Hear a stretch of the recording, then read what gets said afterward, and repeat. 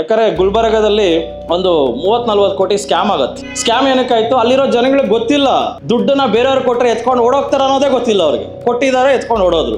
Opposite ಅಲ್ಲಿ night ಒಂದು train ಬರುತ್ತೆ, ಆ ಹುಡುಗಿಗೆ ಕಾಲ ಮೇಲೆ ಟ್ರೈನ್ ಹೊತ್ಕೊಂಡು ಹೋಗ್ಬಿಡುತ್ತೆ. 2 ದಿವಸ ಬಾಡಿ ಎಲ್ಲ ಬಿದ್ದಿರುತ್ತೆ. ದುಡ್ಡಿರೋರು ಬಡವ್ರ ಹತ್ರ ಮಾತಾಡಲ್ಲ, ಬಡವರು ದುಡ್ಡೋರ ಹತ್ರ ಮೀಟ್ ಮಾಡೋಕ್ಕೂ ಚಾನ್ಸೇ ಇಲ್ಲ. ಈಗ ನಮಗೇನಾಗುತ್ತೆ, ನಾವು ಕ್ರೋರ್ ಆಗಲೇಬೇಕು ಅಂತ ಬರ್ತೀವಿ, ಕೆಲವೊಂದು ಪಿಂಟು ಗ್ಯಾಂಗ್ಗಳು ಬರ್ತಾರೆ, ನಮ್ಮನ್ನು ಇಂಟ್ರಾಡೇ ಅದು ಇದು ಅಂತ ಹೇಳ್ಬಿಟ್ಟು ಕಾಲ್ ಕಟ್ ಮಾಡಿ ಕಳಿಸ್ಬಿಡ್ತಾರೆ.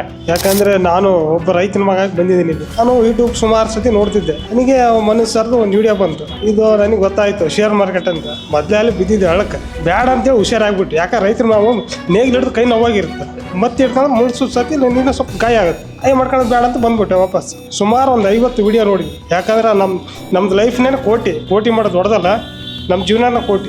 ಬಟ್ ಅವ್ರ ಪ್ರಾಫಿಟ್ನ 80% ಅವ್ರು ಚಾರಿಟಿಗೆ ಬರೀತಿದ್ದಾರೆ. ಈಗ ನಾವೆಲ್ಲ ಕನ್ನಡಿಗರು ಸೇರಿ ಈ ಅಕಾಡೆಮಿನ ಬೆಳೆಸಿದ್ರೆ ನಾವು ಬೆಳಿತೀವಿ, ಕರ್ನಾಟಕನೂ ಬೆಳೀತೆ ಅಂತ ಹೇಳ್ತಾರೆ. ಅಂದರೆ ನಾವು ಅಂದ್ಕೊಂಡ್ರೆ ಆ ಥರ ಸ್ಟಾಕ್ ಮಾರ್ಕೆಟ್ ಇಲ್ಲ.